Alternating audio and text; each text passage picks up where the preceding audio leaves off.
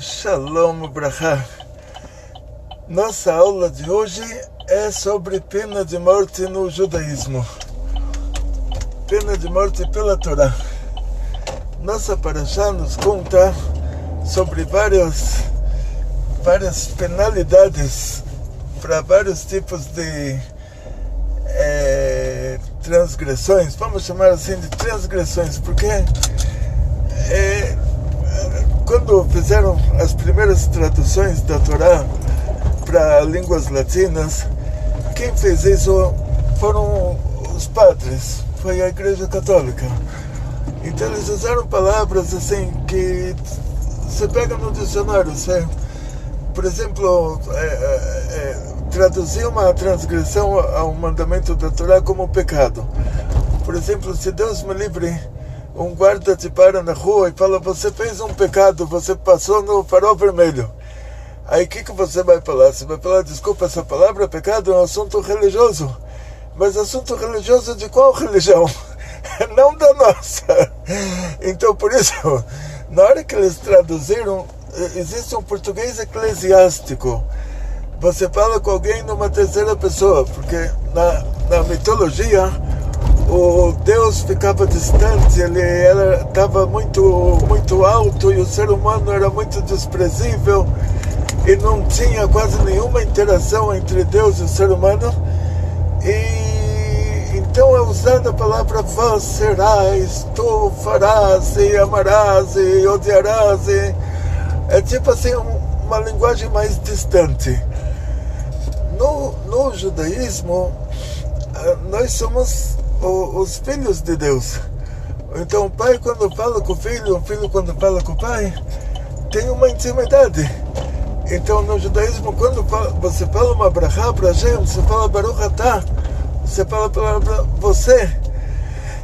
Você não fala vós, tipo, você não está falando com alguém mais importante, mais distante, você está falando com seu pai. Por mais que o seu pai seja importante, você tem uma intimidade com ele que você não tem com outras pessoas importantes que não são da sua família. Então, vamos dizer assim, se forem hoje corrigir todas as traduções judaicas que estão usando esses termos de português eclesiástico, vão estar concordando que até agora estava tudo errado. Então, para não concordar que até agora estava tudo errado, continua usando a mesma linguagem. Então, grandes rabinos até, quando eles citam um versículo da Torá, eles falam: amarás ao próximo como a ti mesmo. Essa linguagem que ele não usaria quando ele entrasse numa loja, no supermercado, ele não usaria uma linguagem dessas. É uma linguagem de igreja, uma linguagem português eclesiástico. Então vamos tentar, a gente pelo menos, a gente concorda que até agora estava errado e não vamos entrar no histórico do erro, mas a gente está traduzindo alguma coisa para português. Então imagina que você está na rua, no Brasil, na Angola, Moçambique, Indonésia, Timor-Leste, Macau, não sei, Guiné-Bissau, até Portugal, todos esses países que falam português. Vamos dizer que você está no Brasil, que a maior comunidade judaica de países de língua portuguesa é o Brasil. As outras devem ser decorativas, assim, deve ter turismo ou alguma coisa mais decorativa. Não deve ser uma comunidade como tem aqui, do tamanho que tem aqui no Brasil. Senão a gente teria ouvido falar sobre elas. Então vamos traduzir para um português falado na rua aqui no Brasil. Você vai falar, pergunta para um guarda se é permitido parar no farol vermelho, ele vai te responder que isso é uma transgressão. Então vamos traduzir já uma transgressão ao mandamento divino como uma transgressão, não como um pecado. Então está escrito: essas são as sentenças que você vai colocar na frente deles. A Torá tem uma profundidade muito grande, sendo que a Torá, ela une dois mundos. Ela une o mundo de cima e o mundo de baixo, e ela tem o lado Torá escrita dela, que é o código. tipo assim, tá escrito que é proibido assassinar. Lotirtzach, até isso eles traduziram errado, que traduziram para português proibido matar, mas a palavra lirtzoach quer dizer assassinar. Então é proibido assassinar. O que é assassinar na nossa paraxá? Uma pessoa que assassina por engano, ele também é chamado de assassino, ele também tem um castigo, e não é no mesmo nível de castigo do que esse que assassinou querendo. Então, a Gemara nos conta que se uma pessoa assassinou outro sem querer, tem lá o caso que ele estava martelando, e aí você vai analisar a situação. Uma pessoa estava martelando em cima, o outro passou por baixo, se caiu embaixo, tipo na cabeça do outro, ou se voou para cima e depois caiu. Depois que o tribunal julgar o caso e determinar que realmente o que aconteceu aqui foi sem intenção, e vai ser levado em conta até se essas duas pessoas não se conversaram 3 dias. Quer dizer assim, eles se viam, mas eles não se falavam. Se eles não se falavam intencionalmente, isso já é visto como ódio. E sendo que o versículo diz que se ele não odiava ele ontem, antes de ontem, quer dizer, se ele não odiou ele 3 dias em seguida, como condição também para considerar isso um assassinato sem querer. Porque se ele odiou o outro 3 dias em seguida, ele não falou com o outro 3 dias em seguida, aí pode ser que ele estava com raiva do outro e teve intenção em assassinar. Então por isso a gente não pode dizer nesse caso que ele assassinou sem querer. E depois que o caso é julgado em todos os seus aspectos e foi determinado que ele assassinou sem querer, ele vai para o exílio. Agora, se o caso é julgado em todos os seus aspectos e foi determinado que ele assassinou querendo, ele é condenado à morte. Agora, para julgar um caso de pena de morte, um caso de qualquer outro caso da Torá, esses casos que têm uma penalidade qualquer, ou seja, que não é uma verificação de fato, mas que você vai aplicar uma penalidade, as testemunhas precisam ser judeus religiosos com mais de 13 anos de idade, quer dizer, acima de Bar Mitzvah, e eles têm que ser, eles têm que testemunhar o caso, tem que ser testemunhas visuais. Então é raro você ter todas essas circunstâncias. Tipo, uma pessoa que vai fazer uma coisa errada. Então tem um caso que uma pessoa está gritando, correndo, o outro correndo atrás dele com uma faca. Esse que está gritando, correndo, entra numa caverna, o outro entra na caverna atrás dele, sai com a faca cheia de sangue, e a pessoa testemunha entra na caverna e vê que o outro foi assassinado, ainda não é considerado testemunha, porque ele não viu o fato acontecer. Então ainda tinham que ter 2 testemunhas. Porque uma mulher não é aceita como testemunha? Porque as mulheres são mais emotivas, então elas podem aumentar o que aconteceu. Porque uma criança não pode ser considerado como testemunha, porque ele ainda não tem a maturidade, então ele pode distorcer também o fato. Então, para ter as 2 testemunhas visuais, que elas entram no critério de que possa ser aplicada uma pena de morte, uma pena de multa, é difícil de encontrar todas as circunstâncias juntas.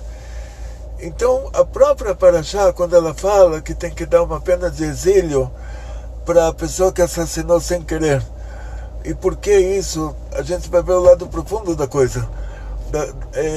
Porque tudo que acontece nesse mundo está escrito que Deus ele cria e dirige o mundo. Diferente dos povos do mundo, que eles comparam a criação do céu e da terra como um artesão que fez o artesanato. O artesão que fez o artesanato, depois que ele fez o artesanato, ninguém mais precisa dele. O artesanato continua existindo sem a interferência dele. Então, o que acontece na prática, nas religiões, você vê no cristianismo, o Deus ele vira gente, aí fica sem Deus no céu, mas o céu já existe por si só, ninguém precisa dele lá. Depois pregam a ele aqui embaixo, ele morre, aí fica sem Deus no céu e nem na terra, fica 3 dias sem Deus e não faz diferença nenhuma. Aí depois ele ressuscita, volta para o céu, aí de novo fica sem Deus na terra, também não faz diferença nenhuma. Ou seja, o conceito de Deus da mitologia, dos povos do mundo, das religiões do mundo, é um conceito que Deus criou o mundo como artesão que fez o artesanato. Depois que ele fez isso, pode pregar ele, matar, ele pode estar morto, depois ressuscitado, pode estar morando na terra, morando no céu, não faz diferença nenhuma. E esse não é o nosso assunto aqui, mas é só para a gente entender que no judaísmo é exatamente o contrário. Deus ele cria o mundo e ele dirige o mundo. O que quer dizer?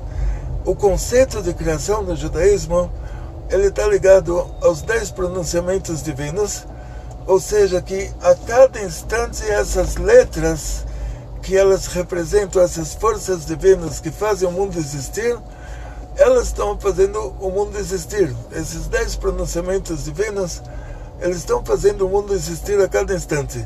É como se a gente falasse que se Deus para de falar seja luz, não tem mais luz. Se Deus para de falar que a água fica no lugar e surge a terra, não tem mais água, não tem mais terra. Então, o conceito judaico de criação do mundo é como uma projeção. Todo o tempo que Deus está recriando o mundo está existindo novamente. Então tem uma força divina que vai criando o mundo a cada instante de novo. É representada pelas letras dos 10 pronunciamentos, que estão sincronizadas com os 10 mandamentos e estão sincronizadas com aquelas 10 sefirot lá em cima. Quer dizer que é uma descida das 10 sefirot até surgir um mundo material. Então, quando a gente fala que Deus está dirigindo o mundo, quer dizer que se uma pessoa morreu e o outro matou, existiu aqui uma permissão divina para que esse que morresse tivesse que morrer. Ou seja, primeiro é decretado lá em cima que a pessoa vai morrer. Depois é escolhido alguém aqui embaixo que merece ter um castigo por ter assassinado, mas só não teve a oportunidade. E aí, Megalgelim Chabal de Hayav. Aí se faz acontecer a coisa ruim por meio da pessoa ruim. Ou seja, esse que tem que morrer, ele antecede o decreto sobre esse que tem que morrer, antecede a escolha desse que tem que matar. Então, o que foi decretado para o povo de Israel, quando Deus falou para Abraão Avinu que os seus descendentes eles vão ser forasteiros, vão ser afligidos numa terra que não é deles, ainda não estava escrito lá Egito, porque os egípcios ainda não tinham ganho o concurso de pior povo do mundo. Então, por causa disso, já tinha sido decretado para o povo de Israel que eles iriam sofrer, antes de ser decretado por meio de quem eles vão sofrer. A mesma coisa acontece com o assassino sem querer ou o assassino querendo. Primeiro é decretado para aquela pessoa que ele vai falecer, vai morrer daquela maneira. Depois é escolhida uma pessoa que tem uma dívida espiritual lá em cima, quer dizer, que é considerada uma pessoa ruim, para que a coisa ruim aconteça por meio da pessoa ruim. Por isso que esse que assassinou sem querer, ele recebe um castigo, ele tem que ir para uma cidade de refúgio. Porque se ele fosse uma pessoa boa, isso não aconteceria por meio dele. Então o castigo ele recebe por causa disso. E a mesma nossa paraxá, nesse caso, quando fala sobre pena de morte e outras penas, e pena de exílio e outras penas, ela usa uma linguagem olho por olho, dente por dente, vida por vida. E essa linguagem que está nos indicando o que a gente estudou agora. Ou seja, na hora que a pessoa faz uma coisa ruim, está decretado para ele lá em cima, olho por olho, dente por dente. Quer dizer, ele deu um soco no olho do outro, ele vai levar um soco no olho dele. Ele quebrou o dente do outro, vai ser quebrado o dente dele. Se ele vai receber essa pena aqui nesse mundo, vai ser mais fácil. Porque no lugar, sendo que não tem como aplicar uma pena dessas, no lugar de tirar o olho dele, ele vai receber uma pena de indenização, vai ser dado outro jeito. O problema vai ser resolvido de uma maneira mais leve. Ele vai ter que pagar uma indenização, ele vai ter que pagar 5 coisas. Vai ter que pagar a vergonha que o outro passou, os dias de trabalho que o outro perdeu, pagar pelo sofrimento, uma indenização pelo sofrimento, pagar pelo médico. Mas ele não vai ser tirado do olho dele. A mesma coisa em relação ao dente. Se ele der um soco na boca do outro, não vai ser tirado o dente dele. E a base disso é que essa linguagem está indicando outra coisa. Porque a gente não imagina uma situação que uma pessoa entra no lugar, tira a dentadura e fala: agora eu posso dar soco na cara de todo mundo, vocês não podem me fazer nada. Então, olho por olho, dente por dente, é um decreto que acontece na hora que a pessoa fez a coisa ruim. Ele fez a coisa ruim, é decretado para ele que ele vai receber aquela coisa ruim de volta. Ele teve a oportunidade de passar por uma pena de morte aqui nesse mundo, por passar por uma pena de multa aqui nesse mundo. Isso já limpou a alma dele dessa coisa ruim que ele fez. Ele não teve essa oportunidade, então agora para ele vai ser melhor, porque ele vai poder fazer chuva, ele vai poder se arrepender do que ele fez, ele vai poder retificar o que ele fez de outras maneiras, por meio de tefilá, por meio de tzedakah, por meio dos sofrimentos que ele sofre nesse mundo, e tudo isso após a chuva. E junto com isso, e isso é o melhor, ele tem uma oportunidade que ele não teria se a pena de morte fosse aplicada a ele no momento em que ele assassinou, que é a oportunidade de fazer chuva. Quer dizer, ele faz chuva e a vida continua. Ele vai sofrer por causa disso. A chuva dele vai ficar pendente, o Yom Kippur vai ficar pendente, e os sofrimentos que vêm para ele vão purificar a alma dele dessa coisa ruim que ele fez. E os sofrimentos, eles podem ser trocados por tzedakah, eles podem ser trocados por boas ações. Então para ele vai ser bom. Então, por causa disso, quando nossos sábios viram 40 anos antes da destruição do Beit HaMikdash que eles não conseguiam dar conta de todos os casos de pena de morte, e eles não queriam que um fosse condenado à morte e o outro não fosse, eles mudaram o Sanedrim, do Lishkat Sanedrim do Beit HaMikdash, mudaram para o lugar onde tem as lojas em Jerusalém, não sei se é o Cardo, não sei exatamente onde é esse lugar, mas assim, na hora que o Sanedrim, que o tribunal rabínico saiu do Beit HaMikdash, nessa hora eles já não podem mais julgar julgamentos de pena de morte. Então eles abriram a oportunidade para os assassinos para fazerem chuva. Ou seja, agora que a pena de morte não vai ser aplicada pelo ser humano, então vai ser aplicada lá de cima. E Deus, como a gente viu nos 10 mandamentos, que a bondade divina, que Deus ele é cuidadoso com a gente. Então, por causa disso, ele cobra da gente até a 4ª geração. E lá diz o Zohar, não está se falando de 4ª geração biológica, porque a nossa paraxá também diz que os filhos não vão pagar pelos pecados dos pais. Está se falando sobre a 4ª reencarnação, nos próprios 10 mandamentos. Então isso mostra a bondade divina, que Deus não cobra da gente direto.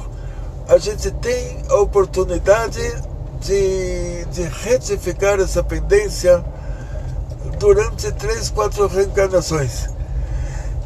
Então, para nós facilita, e por causa disso, hoje que não há pena de morte mais no judaísmo, não quer dizer que esse assunto não existe mais. Ou seja, simplesmente quer dizer que essa pendência continua e ela acontece de formas diferentes. Ela vai acontecer como a gente diria assim, durante 4 reencarnações, a pessoa vai ter a oportunidade de fazer tshuva, de sofrer pelo que ele fez de errado, de dar tzedakah para retificar o que ele fez de errado, de rezar para retificar o que ele fez de errado. Ele vai ter 4 reencarnações para isso. Então, isso é a pena de morte hoje. Quer dizer, a partir da hora que o Sanedrin, há 2000 anos atrás, na época do Beit HaMikdash, eles saíram do Lishkat Sanedrin, a 1900, não sei quantos, não vou entrar em detalhes de contas aqui. Na hora que eles saíram do Lishkat Sanedrin e eles foram para as lojas, já não tem mais pena de morte, mas a pena de morte continua pendente lá em cima. Então, se a pessoa não retificou o que ele fez de errado, se ele não fez tshuva, e Deus sempre coloca na próxima reencarnação dele, coloca ele nas mesmas situações, como diz o Rambam, o que é tshuva? Que ele se encontra com a mesma mulher no mesmo lugar e ele não faz coisa errada. Então, o exemplo que o Rambam traz é um exemplo de reencarnação. Quer dizer que não tem como se encontrar com a mesma mulher no mesmo lugar, a não ser que Deus faça uma situação que ela é muito semelhante, coloque a pessoa na mesma situação, vamos dizer, essa é a linguagem.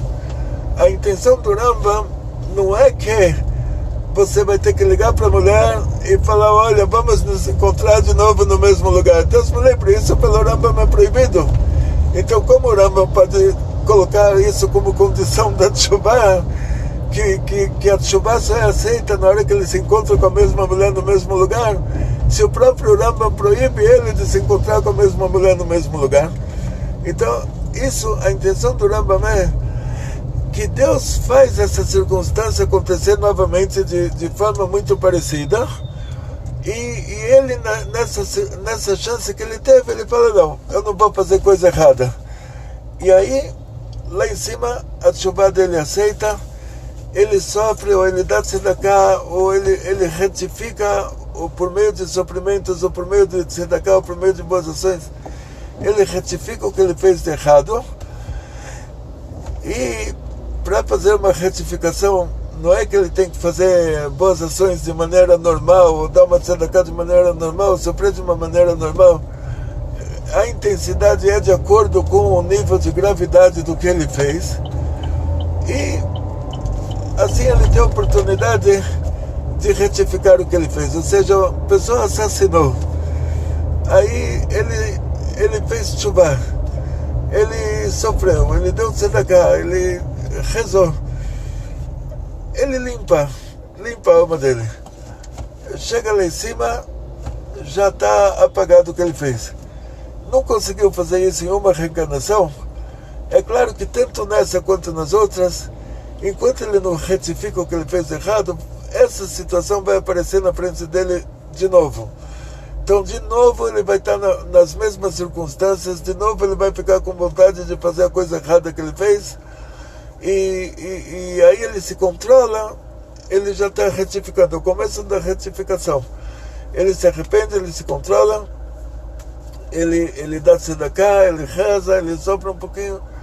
Tudo isso junto é no lugar de uma pena de morte material que ele receberia. Ou seja, ele retifica por meio de várias coisas juntas, e fica mais leve, fica fica melhor para ele retificar dessa forma. Quer dizer, ele sai ganhando com isso. Então hoje é a situação que a gente está em relação a penas de morte, a penas de multa. Essa é a situação, uma situação que ela é benevolente a nós, uma situação que está a nosso favor. Novamente, essas pendências continuam lá em cima até que a pessoa retifique todas, mas é dado para a gente a oportunidade de retificar isso de uma maneira mais agradável. E por isso diz a Gemara, tem uma história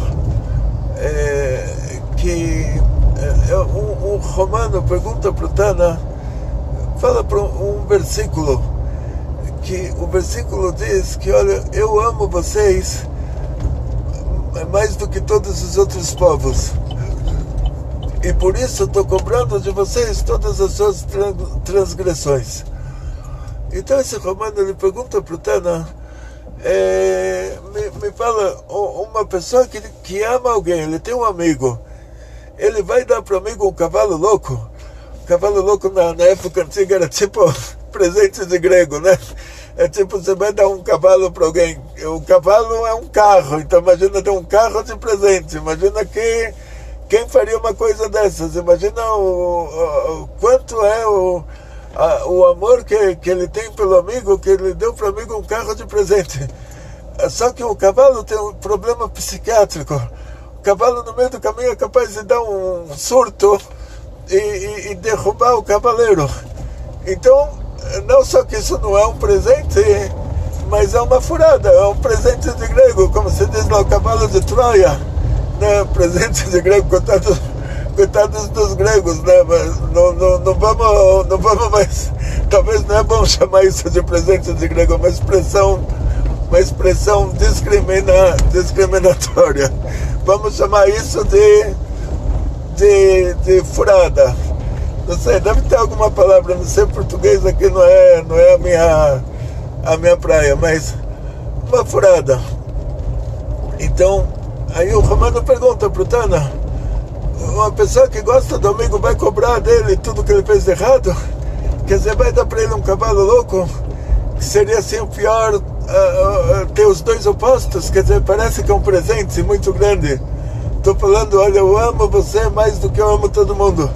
Por outro lado, eu estou cobrando de você todas as suas transgressões, que eu não estou fazendo isso para o outro. Aí o Tana explicou para ele que é assim, a intenção aqui do versículo é dizer o seguinte,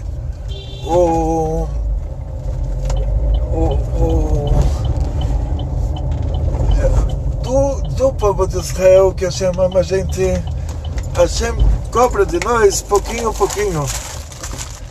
E bom dia! Eba, tudo de bom! Oba! Então, a Hashem cobra de nós pouquinho a pouquinho, quer dizer, pequenas prestações. Então, tem essa... vou contar para vocês um exemplo simples. Sim, porque a gente vive uma vida, nós judeus, nós vivemos uma vida que sempre quando você encontra um judeu, ele vai reclamar de alguma coisa. Assim, não é brincadeira, infelizmente não é brincadeira. Porque sempre ele vai reclamar de alguma coisa, porque a vida dele não pode estar boa 100%. Porque sempre está cobrando de nós, em pequenas prestações, tudo que a gente fez de errado em 3 reencarnações anteriores. Agora, o Tana respondeu para aquele romano que para os povos do mundo, que Deus não tem por eles o amor que Deus tem por nós, Deus cobra deles de uma vez o que eles fizeram de errado. Então seria o caso, aqui a gente analisando, que a bondade divina que ela se expressa, por isso que Deus cobra de nós até a 4ª geração, quer dizer que ele divide essa cobrança em 4 reencarnações. Essa bondade divina se aplica a nós, ao povo escolhido, ao povo de Israel. Então, quando não acontece no judaísmo uma pena de morte na prática, isso é uma benevolência em relação a nós. Esse é o detalhe importante. Então, todas as penas da Torá, elas estão pendentes. Quer dizer, se a pessoa fez alguma coisa errada, na hora que ele fez a coisa errada, já é decretado para ele um olho por olho, dente por dente. Quer dizer, o que ele fez vai acontecer para ele. Por isso que o Tró falou que agora eu vi que Deus é o Deus verdadeiro em relação a todos os outros deuses que não são verdadeiros, porque o que os egípcios fizeram aconteceu para eles de volta.